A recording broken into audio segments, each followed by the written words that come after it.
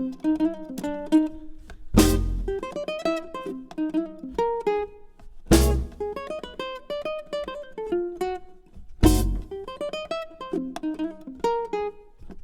going to be using a Ukulele Kuipo tenor, and we're going to be refitting it with a new set of Aquila Super Analogous strings. So the first thing to do is you're going to want to loosen the strings, that way when they're cut they're not going to snap off. Okay, once they're loose, you can grab your string clippers.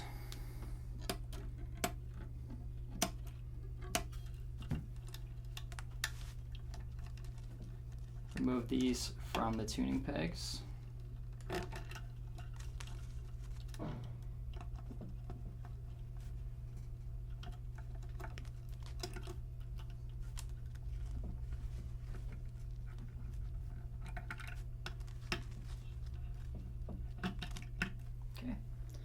Once we have those off, to get the bridge pins out, you can use, if you have a bridge pin puller tool, you can use that.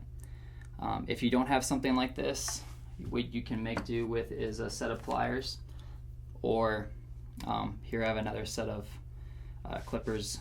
But the one thing to remember is, because sometimes they can fit in there pretty snug, you might have to get a little bit of leverage on it. You don't want to just start yanking at the bridge, and you also don't want to be pulling so hard when it comes loose you're gonna fly out and hit yourself or anything, or damage the instrument. So if you do use something like this, also to protect the bridge from leaving any creases or anything that the tool might leave, you know, maybe put down a towel or a pad or something so nothing drops or falls on the instrument. And also what you can do is just use your finger or something to get a little bit of leverage, so you can pull gently using the clippers around the bridge pin and just sort of gently slide it out. That way you don't leave any marks on the bridge, and you don't have to be yanking on it in order to get it out.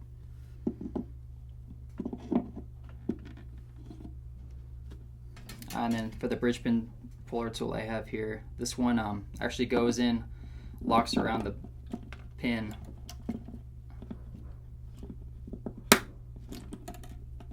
and then slides down to pull it out. So whatever you have, you can make do with a few things. Some of them may be loose enough that you can just use your fingers to pull it out, but usually it will take a little bit of effort if the strings have been in there for a while, but sometimes they do come right out. Another thing to remember maybe is, once the strings are out, if you're moving around or somehow if you tip it over and the saddle comes out, you may want to just put a small marking on your saddle so that if you need to reinsert it, you know which end goes and where, so you don't get confused later on. Okay, for now we're going to put the new strings on.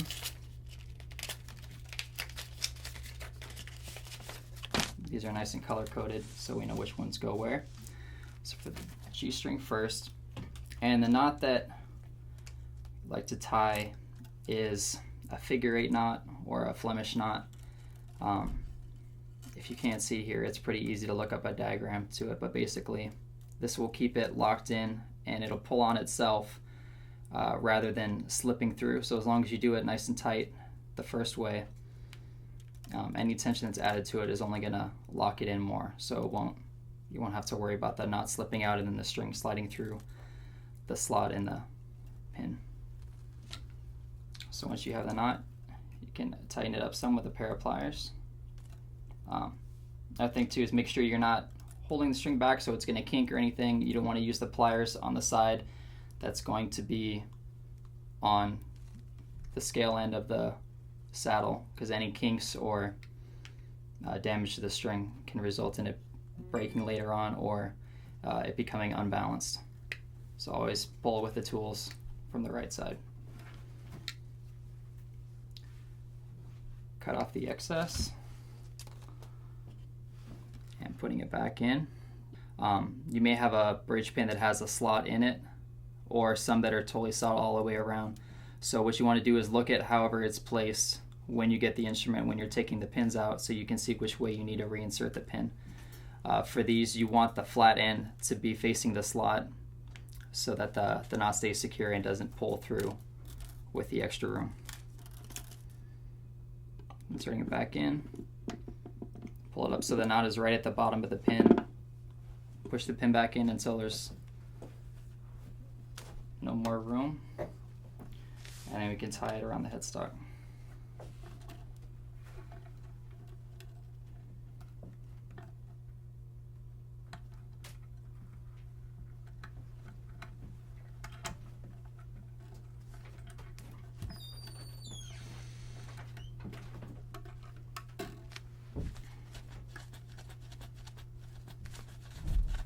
Get it to where it's just tight enough so there's no slack in the string and it's not going to slip through, and then we can move on to the other three.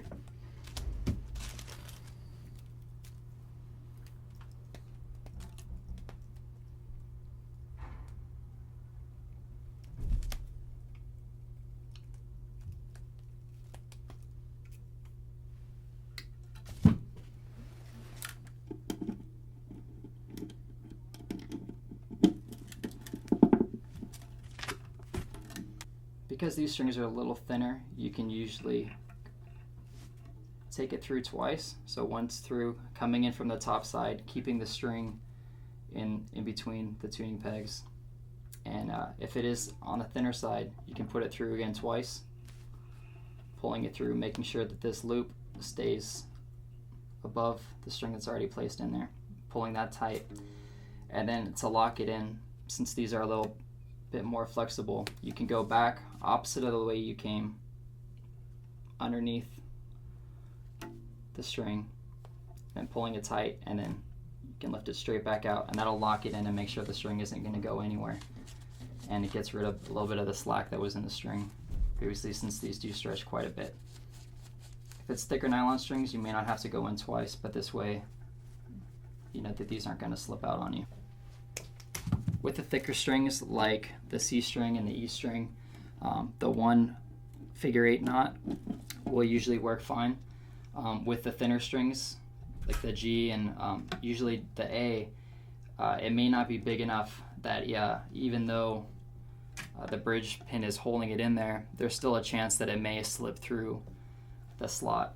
So in the case of the A string, to add some extra size so it doesn't pull through, because it is a little bit of a thinner string and is more likely to slip, you can do the figure-8 knot, which is basically forming a loop at the bottom, the short end facing you, crossing it over on top of the string, coming back down and around, and then thread it back through the hole you just made, and then pulling that taut. Then once you get that tight, the second knot that you can do just to add some size to it, the figure-8 will keep it from slipping, but this will add a little bit extra girth to it, is just a simple overhand knot. So same thing, short end facing you, go over on top, and then just thread it right through. And that'll tie onto on top of the figure-8 knot, tie it tight, and then you're left with still one that'll lock in, but adding a little extra size so it doesn't pull through with the thinner strings. So once you have these locked in, you can clip off the excess string, get that out of the way.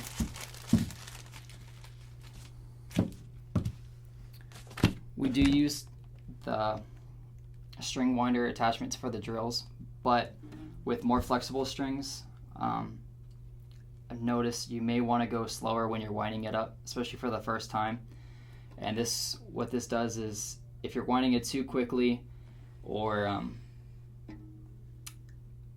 pulling on any area too quickly before it has a chance to stretch out naturally, what you can do is, if there is a spot on the string that will kind of exploit itself to where it's going to cause the string to balance unnaturally or wildly, it's not going to oscillate in the right way. So for the first time putting the strings on, it's best either use a string winder. You can go by hand, it's going to take longer and take more effort, but it's better for the string to break in that way. So for these, I'll just use the string winder so it goes a little bit more slowly, and then give it a chance to break in. There is a chance that the knot may be underneath the bridge pin and it can pull it out, and then you have the bridge pin shooting out on you, or the string flying out. So what you can do is, once you get it close to where there is a decent amount of tension on it, It may be best just to keep your thumb on it while you're tuning it up until you get it to a higher tension. That's going to keep it from popping out, and you'll also be able to feel if the bridge pin is squeaking or kind of working its way out, and then you'll know to put a little bit of pressure on it to seat it back in there. That way you don't wind out with a string flying and hitting you in the face, or a bridge pin ricocheting around the room. And just so that the tension is being increased somewhat evenly while you're tuning it up, it's okay to switch between strings before you get up to pitch, so that way it gives the strings another chance to stretch out a little bit more, and you don't have extra tension just coming on one end of the bridge or one end of the neck.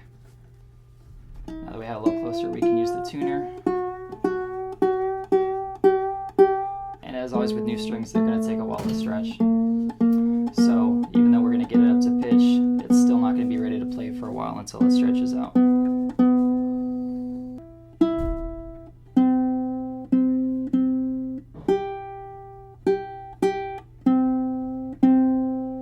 Everything is secure. The butts are all good, they're seated well. None of the strings are slipping, everything is trimmed off.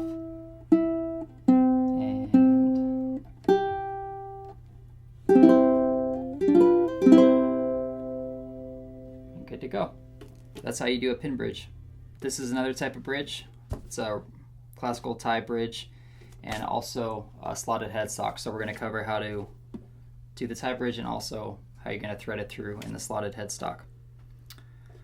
So with these, same thing as before. You want to loosen the string.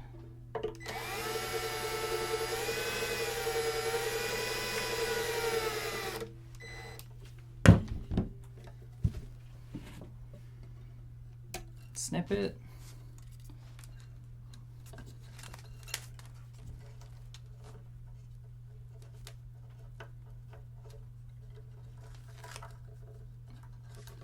Feed it out of the headstock. And you can usually just use your fingernail, slide it back a little bit, and it slips right out. So for these, similar principle as before with tying the knots, where the tension of the string will hold the tie-in on its own. So it's just a matter of wrapping it enough times that it's the right amount of loops for the bridge, and also keeping it secure while it gets up to tension, so that once it's up to tension, it's going to hold itself in there without slipping out. Because if it's thinner strings, really smooth strings, they can kind of work themselves, wiggle themselves out. So it's important to get it nice and taut so that once you're tuning it up, it's not going to slip out on you. And again, so it doesn't slide out and snap against you, and also doesn't damage the bridge or any of the finish around it or anything. Okay, you're going to thread the string through from this side. Give yourself enough slack on this side that you're going to have enough room to loop it through a few times and also be able to keep a grip on it. So coming through, you're going to cross back over, pull it through from the other side, and in the loop you just made, once and then twice.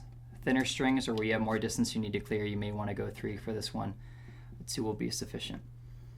So keeping tension with your fingers on this right side, you can then pull from the left, and that's going to lock it in down here.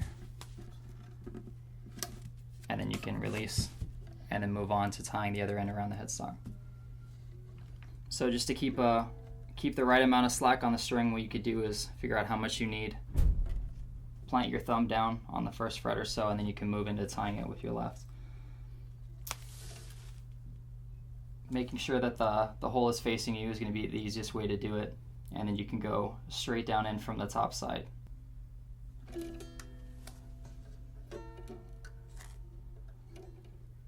Threading it through, coming back underneath the peg, so threading the string through a second time. And now the way you do this next part is going to determine which way the string drifts once you start tightening it up. So you want to look at how it was done originally. Some ukes, it may be good to pick one direction or the other based on where the hole is in the tuning peg. Some have 2 holes in it. Some have it closer to the middle, some have it opposite to the side. So you kind of want to, based on that, and anticipate the slack of the string as it wraps up, and that's how that's going to bunch up in there. So with these, they have it so all the strings are starting to drift towards the middle. So that's how we're going to do this one. So after you've put it through a second time, you're going to take the slack from the string, put it back up so it's coming through the top side of the peg, pull that tight, and then you're going to thread it through on the side that you want it to drift towards. So because you want to go through the middle, we're going to slip the slack of the string underneath, coming from this side, pull it through, and then pull it straight up. And keep your thumb in here to keep some tension. And thread the rest of the slack back through the top again, and then pull straight down on it. So it's going to cinch the string and lock it in there. And then a good way to keep it in place while you're starting to tune it up, you can kind of grab it with your middle or index finger back here. That way it's free so you can start tuning it up. And as you tune it up, it's going to lock that in even more. And sometimes if it does start to loosen up a little bit, and because it's kind of rotating around, you may need to follow with the slack again and just kind of pull up on it again while you're getting it up to tension. So just kind of look at it and see that you want it to stay as taut as possible while it's getting up to tension. Then once it's there, it's good to go, and you can keep getting it up to pitch.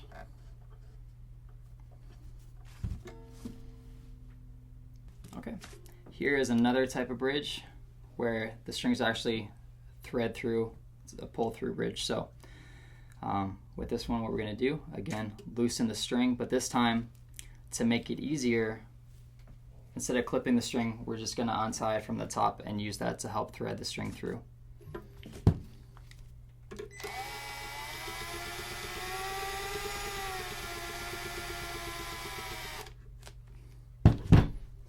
Okay. So yeah, the string threaded through. What you can do is actually clip off this wrap part of this, so it's not going to get in the way when we're pulling it through.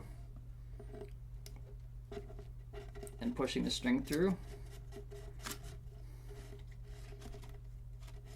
And you can kind of twist it a little bit to get the string to flip around inside, so you can just grab it and pull it out.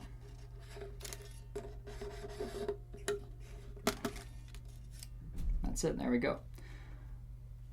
To get the new string in, what you're going to do is thread it through first, coming in through the top.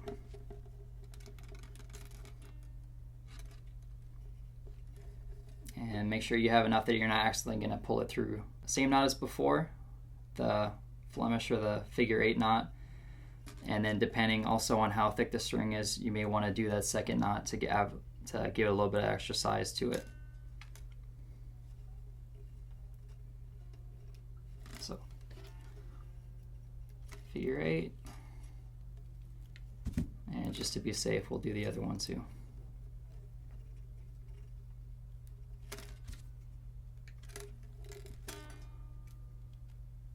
Clip the excess, and then you just pull it through, keep it taut, and then you go ahead and attach it to the headstock.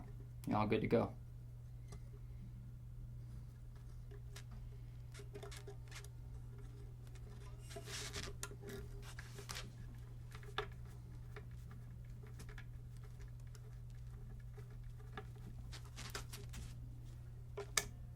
And that's it. Here we have yet another bridge style. This one has slots in the bridge and a hole at the bottom to thread the knot through, and then to keep the string taut and aligned as it passes over the saddle. So for this one, we're going to do something a little bit different, the same type of knotting and everything, but just to protect the instrument. With newer ones that have a new finish or a high gloss finish, you can get away with using some really light adhesive blue painter's tape. If you have a vintage instrument or something that has a more delicate finish, you need to be really careful and maybe not even using and you tape it all, as that can remove the finish or mar it or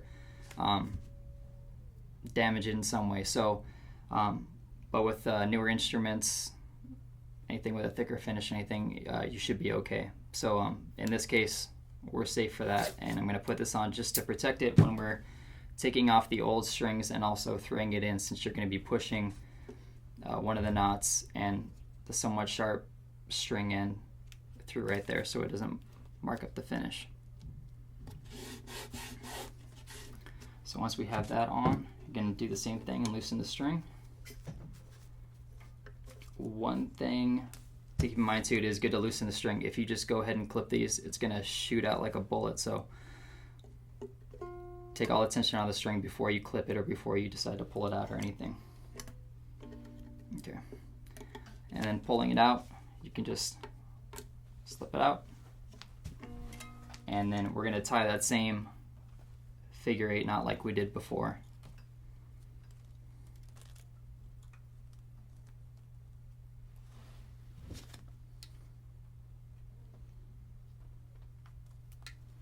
And because there may not be a ton of room in the whole inside for the string, you want to clip off as much of the excess string as you can, but leave enough that when it stretches, it's still going to pull a little bit of it through. So maybe just leave a tiny bit so that it's not keeping the string from pushing all the way in and getting that knot secure, but also leaving enough room for it to stretch out a little bit. So threading it right in, and then what you can do is just use your finger or your thumb to keep it in there, keep the knot from pulling out, and then gently tug on the string until it slides in that slot. Once it's in there and has tension on it, it's going to be secure enough that you can go ahead, tie it up to the headstock.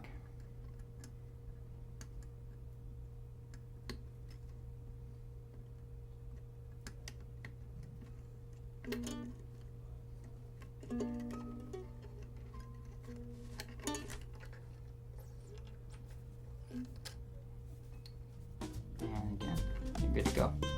Gently remove the tape.